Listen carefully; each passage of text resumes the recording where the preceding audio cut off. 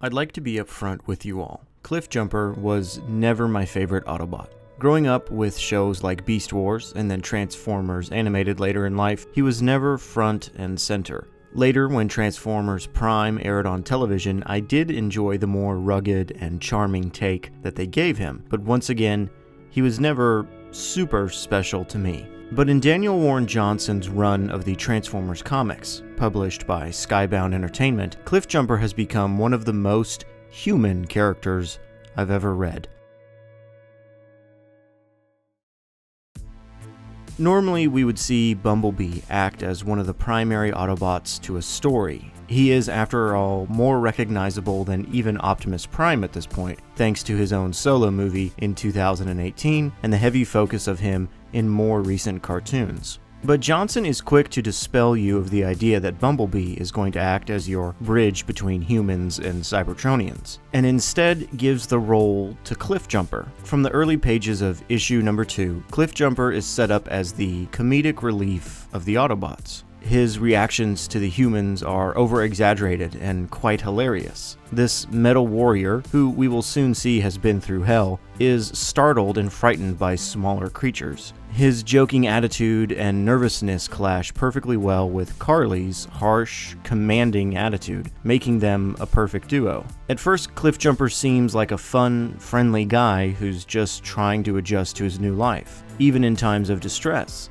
He also deeply cares for the ones around him. He's only just met Carly, but when she storms off to go find her dad, he follows after her. Keep in mind these two have only just met and have had a very brief interaction, and yet, like a true warrior, Cliffjumper is always ready to protect the innocent. When he saves Carly from Laserbeak, he even explains that he just wanted to make sure she was okay. He could tell that she was distressed. Cliffjumper is incredibly understanding, and at many times during the comic's run, violence is not his first action. He's shot at twice by Sparky, and yet he still takes the effort to be kind and understanding to the humans, albeit a little frustrated. He understands that while he is trying to find his way around this new world, he has completely shaken up the status quo of the humans. He puts his own struggles second and makes sure that the ones he's around, like Carly, come first. We see this payoff as later in issue 3, Carly stands between Skywarp and Cliffjumper in an attempt to save his life. Cliffjumper has made an impression on Carly. She is able to stand up against terrifying odds for someone she may not know very well, but for the reasons she knows are right. Cliffjumper has a wonderfully bright outlook on life. He's funny, caring, protective, and even quite rambunctious at times. So it's even more tragic that of all characters we've been introduced to so far, he's suffering from survivor's guilt. In issue 4, Cliffjumper reveals that he has lost everything. His entire clan, a new concept to the franchise, was exterminated by Starscream. The next day, Cliffjumper joined the war to get his revenge. When he's finally faced with that opportunity, though, he can't pull the trigger. Cliffjumper is tired. That's his only reason. He is tired of the violence, the suffering, the endless cycle of revenge and death. He's been a warrior for so long that he can't remember anything else. He says just earlier that it felt like mere minutes ago that his clan was killed, and that gives us a clear picture of what's going on in his head. Cliffjumper is trapped in the cycle of war. Every day he dreams about what he would do to Starscream, how he would get his revenge, and now that he is finally faced with it, he realizes that he has no more willpower. Carly does not understand this. To her, the world is black and white in this regard. Starscream killed her family, and so Starscream must die.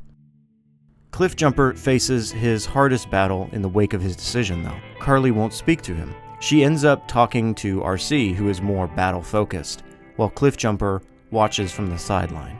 As Carly races towards a violent nature, Cliffjumper questions his own actions and calls himself weak. He is now suffering from the guilt of not ending the violence. Jazz's words of encouragement ring true in this moment, as he reminds Cliffjumper that there is no shame in not killing, even in war. Cliffjumper tries to make things right, but Carly is not forgiving. You can tell by the artwork alone that Cliffjumper is suffering greatly. And yet, he keeps his spirits up. He continues to be a bastion of hope and fun nature as the Autobots continue their mission. He is, after all, much more than just a survivor. until he once again is faced with the guilt of survival. Cliffjumper has worked so hard to do the right thing, to be hopeful and uplifting despite the turmoil around him. But it's all for nothing. In a gutting move, Cliffjumper's life is saved, but at the cost of Ratchet's. Everything that Cliffjumper has done to move forward in his life, it's all undone in a matter of seconds, returning him to what he has always been, a survivor.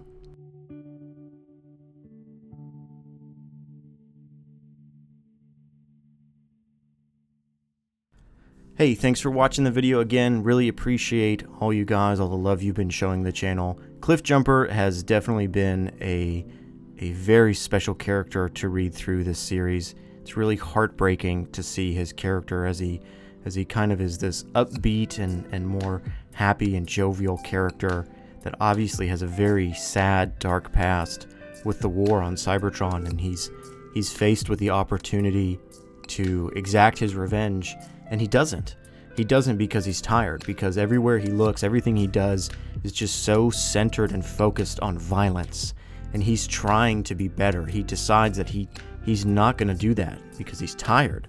He's tired of the violence. And yet still, in the wake of that, in the wake of his decision, Carly is upset with him. Obviously, she's much younger. She has not experienced violence and war like he has. And so to her, it's just, hey, it's kill or be killed. And to him, he's struggling. He even tells Jazz, as we see, that he thinks that he's weak. And Jazz tries to tell him no. And yet, at least at the time of this recording, we're only out to issue number 9. We can see that Daniel Warren Johnson and the team behind the comic seem to really want to make him suffer, which is definitely something interesting. I look forward to seeing where Cliffjumper's story goes, how it's going to end up.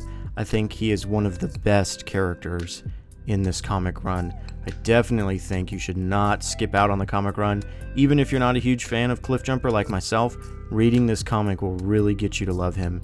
He's just so awesome, even if just for that one panel alone where he's flipping off the Decepticons as they escape. But anyways, once again, thank you for watching. Let me know down in the comments what you think about Cliffjumper, if you think I'm right in what I said, if you think I'm wrong. If you liked the video, leave a like. I'd love it if you subscribed. I have new videos coming out all the time. Thank you so much again for the support and love, and I'll see you all next time.